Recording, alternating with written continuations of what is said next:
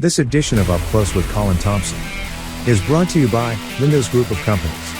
Why go anywhere else?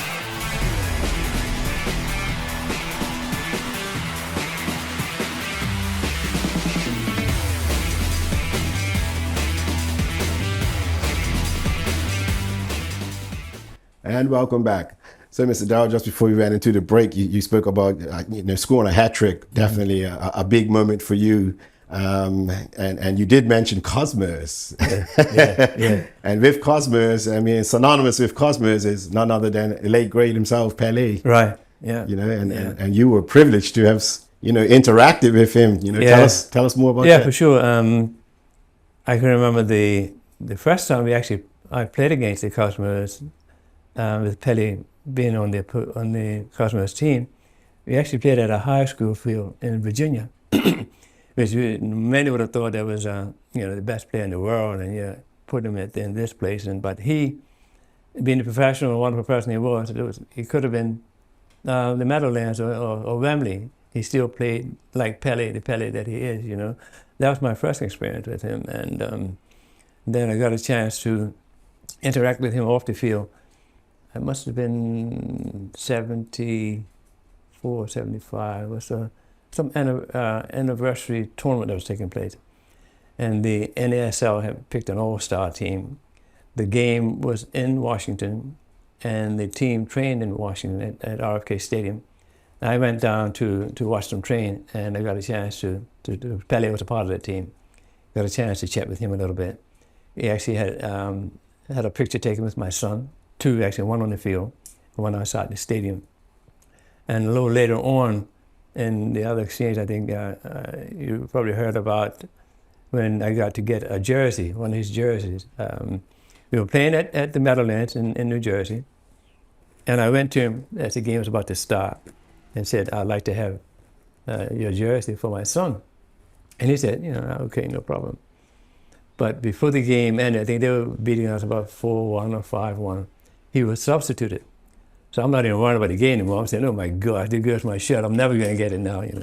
But at the end of the game, he sent one of his personal people out, and he just said to me, "Pelé wants to see you."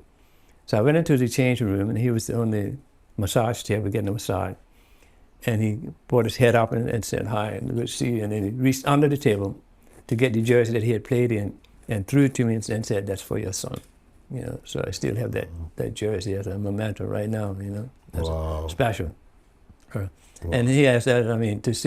To be on the field and play against people like Pelé, Carlos Alberto, Beckenbauer, Giorgio Chinaglia, these guys that you read about and dream about, maybe whom someday to be like them, was really an unexpected pleasure for me to be on the same field with people with that kind of reputation in football.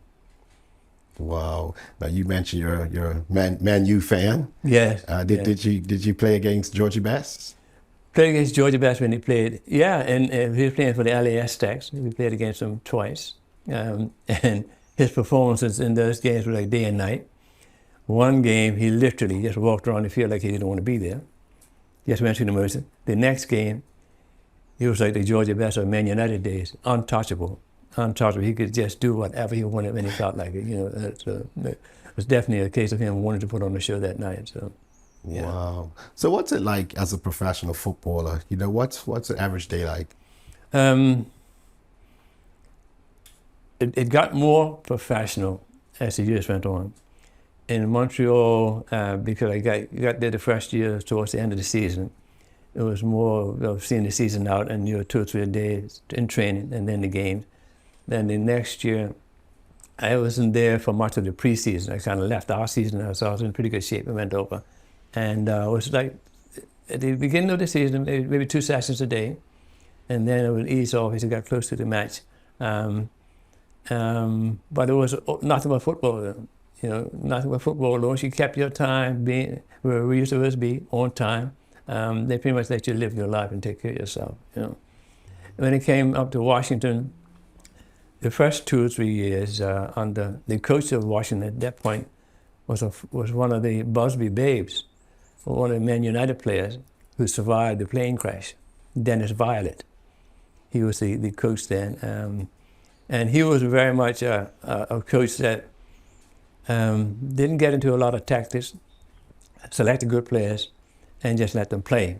Even our training sessions were more about 5-a-side, 3-a-side, just playing football and not a whole lot of tactics, just organizing the team and allow players to use their strengths.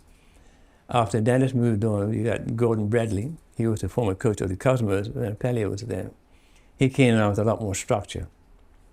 Better caliber players. Players that were in their prime, some of them, so it wasn't a case of either being a young player or a player that was on his way out of the game.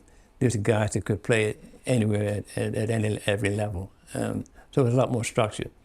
Preseason, the one preseason we had in San Antonio for 2 or 3 weeks, and that was like 2 sessions a day, meeting in the evening, curfew. Another time we had a preseason in Santo Domingo, same thing, very structured and very, very businesslike. And so once we got back into the season, it was really a lot more organized and more professional, with Gordon being around with the kind of players that we had at the time. Well, awesome. And like you said, being paid, earning a living, you know, pursuing your passion of football. For sure. Wow. Yeah, it was I mean, I look back now and I say, gee, I reflect a lot on those. And I mean, they're really enjoyable years and times. They were, I think, other than the league games, we had some very interesting tours. When Gordon first came, we went on to play in a tournament in South Korea. We were there for like 3 weeks. We had teams from Malaysia, Iran, the US even had a team there, a Brazilian team. And I think we ended up losing in the final to the South Korean team, the host. I remember the reporter asking the coach, now you're in the final, what do you have to do to win this game?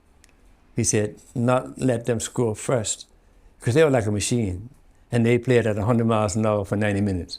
And unfortunately, they scored first, and they never stopped running. And we were chasing the game from then on, but that was another outstanding and memorable experience through football. So football really, took you around the world. Yeah. Got to see the world through football. Yeah, absolutely. Not only in the States or North America, but other continents. Yeah. Any other continents you visited? Yeah. Or countries? The last tour we went on was actually the year that the team flew in 1980, when Johan Cruyff joined the team. We went on a postseason tour to Japan, Indonesia, and Hong Kong for a month, and played a series of games there. Played 3 or 4 games in Japan, 2 or 3 games in Hong Kong, and a couple in Indonesia. I remember the one game in Indonesia, the stadium held 110,000 people, and it was full when we played. That's double what we had at RFK. 110. Yeah. Wow. That was an experience. Wow. And of course, over the years, some of these countries you visited, Yes. their football has certainly evolved. That's for sure. Japan, China, etc. Yeah. Wow. Who is your World Cup team, by the way? I didn't ask that. I know you're a Man U fan. I picked them as the tournaments come around. As the tournaments come around. All right. Okay. I thought you were going to say Argentina. Okay. All right. I think not this last one, the one before, my teams were France and Belgium. And I think they played each other in the semifinal, and France went through. This time around, it was France and England. Yeah. Wow. Okay. Don't mind you, like the rest of Bermuda, I'm also a Brazilian fan. Wow. I was going to throw that in the mix. Yeah, I mean, obviously, having interacted with the king, they say, right. As they say, Pelé himself. But tell me, when you went over to, when you began this or made the transition to professional football, which club did you leave in Bermuda? Which club did you join from? Derbyshire Colts. So you were at Colts? Yeah, I was at Colts. Okay. Because that was in 72. I joined Colts in 67, 68, I think it was. The year right after the Pan Am Games. And I moved out of St. George's, living down the street here at St. John's Street. And I started playing for Colts then. So yeah, when I went in '72, I was playing for Devonshire Colts. Yeah. Wow. So, and that wasn't long. I mean, Colts started. What was it? Was it in the 50s or 60s? When they started, and initially started, yeah, I think it was the '50s. Yeah. In the 50s. Yeah. And 59, do you know a bit more about their history? Was it? Yeah, I will. Dr. DeJean started. Was it Dr. DeJean? I was really quite a Colt fan, even back then. There used to be, there was Devonshire Colts, and there was a team called the Ramblers that was basically, Devonshire Colts was a black team because they were made out from Howard Academy and Berkeley Institute players. And Goose Gosling, Mr. Gosling, who the field is named after, he had a group of guys that were local white Bermudians. There's an English guy, I don't know if you remember Colin, his name Doug Clark, that played in Grasshopper De Silva and Sammy De Silva and Ray De Silva. These guys were all a part of the Ramblers team. And the Colts and Ramblers all were around the same age. And they played a series of matches. And I remember them playing at Devonshire Rack. And then it alternated played at BAA. And I lived in St. George's when that was going on. But I had a brother that worked in the St. George's Hotel Laundry, who drove the truck and lived in Mont Hill. So whenever there was a night game, a game on, I'd jump in the back of his truck, come up to the game, watch the game, spend the night, and go back home to St. George's with him in the morning. So I've been following the Devonshire Colts for a long time. Another memorable time about Colts, Wellington Rovers.